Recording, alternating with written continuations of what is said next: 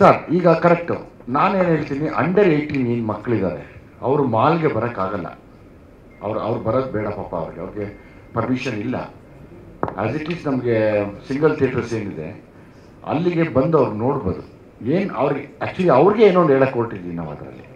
So ಹಂಗಾಗಿ ಬರೋಕ್ಕೆ ಹೇಳ್ತಾ ಇದ್ದೀನಿ ನಾನು ಅದನ್ನು.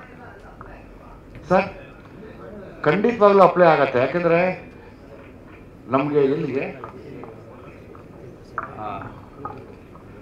ಖಂಡಿತವಾಗ್ಲೂ ಅಲ್ಲಿಗೂ ಅಪ್ಲೈ ಆಗತ್ತೆ.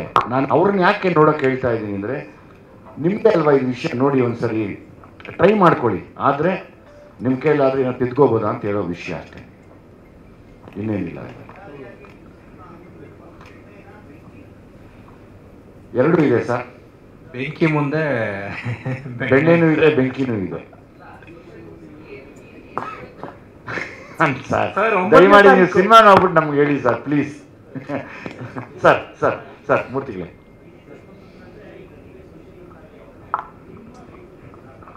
ಅಲ್ಲಪ್ಪ, ಇವತ್ತೇನು ಸಮಾಜದಲ್ಲಿ ನಡೀತಾ ಇದೆ ಅದರದ್ದು ಕೆಲವು ವಿಷಯಗಳನ್ನ ತಗೊಂಡು ಸರ್ ಈಗ ಕಾಂಟ್ರಾಸ್ಟ್ ಆಗತ್ತೆ. ಅಂದರೆ ಅವ್ರು ಹೇಳ್ತಿರೋ ನೋವಿನ ಕತೆಗೆ ಇವತ್ತು ನೀವೇನು ಅನುಭವಿಸ್ತಾ ಇದ್ದೀರಾ ಅಂದರೆ ಕಾಂಟ್ರಾಸ್ಟ್ ಮಾಡೋಕ್ಕೆ ಇಷ್ಟ ಟ್ರೈ ಮಾಡ್ತೀವಿ. ಯಾವಾಗಲೂ ಚರಣ್ ಒಂದು ಸ್ಟೈಲ್ ಇದೆ.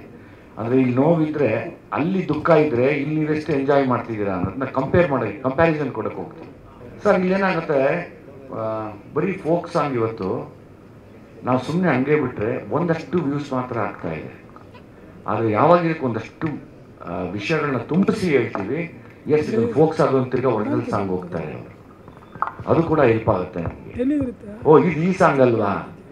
ಇಲ್ಲ, ಯಾಕಂದರೆ ಕೆಲವು ವಿಷಯ ಪಾಪ ಅವರು ಕೇಳ್ತಾರೆ, ಇದಕ್ಕೇನು ಆನ್ಸರ್ ಹೇಳಿ, why do you need the